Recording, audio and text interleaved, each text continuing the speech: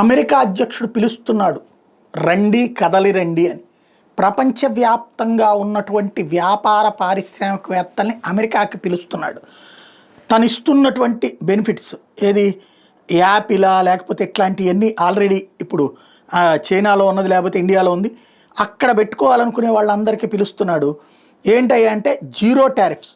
అమెరికాలో వస్తువు ఉత్పత్తి చేస్తే 10 పైసలు పన్ను కట్టక్కర్లేదు, ఇమ్మీడియట్గా ఎలక్ట్రికల్ కనెక్షన్ ఇస్తాం, అలాగే ఎనర్జీ హుకప్స్ ఏర్పాటు చేస్తాం, అప్రూవల్స్ ఇచ్చేస్తాం, అలాగే ఎన్విరాన్మెంటల్ డిలేస్ ఉండదు, ఇమ్మీడియట్గా వచ్చేయండి. యాపిల్తో సహా బడా బడా సంస్థలు ప్రపంచవ్యాప్తంగా ఉన్నటువంటి వాళ్ళందరినీ మీకు ఏ ఇబ్బంది ఉండదు, ఇమ్మీడియట్గా అమెరికాకు వచ్చేసేయండి, అమెరికాలో మీరు పెట్టేసుకోండి.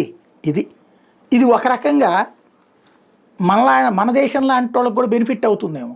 ఎందుకంటే చైనానా లేకపోతే వియత్నామా లేకపోతే భారత్ ఇట్లాంటి కంపెనీలు ఇప్పుడు అక్కడికి పోవడానికి రెడీ అయితే, అమెరికాలో అమ్ముకునేటటువంటి ప్రధాన కంపెనీలన్నీ బట్టల కంపెనీలు, ఈ సెల్ ఫోన్ కంపెనీలు, ఎలక్ట్రిక్ వెహికల్స్ కంపెనీలు ఇట్లాంటి ఇతర దేశాల్లోనే ఉంటున్నాయి. ఇక్కడ తయారు చేసి అక్కడికి పంపిస్తున్నారు. ఇవన్నీ అక్కడికి పోతే ఇమ్మీడియట్గా ఇప్పటికిప్పుడు అమెరికాలో మనుషులు దొరకరు, ఉద్యోగాలు దొరకవు.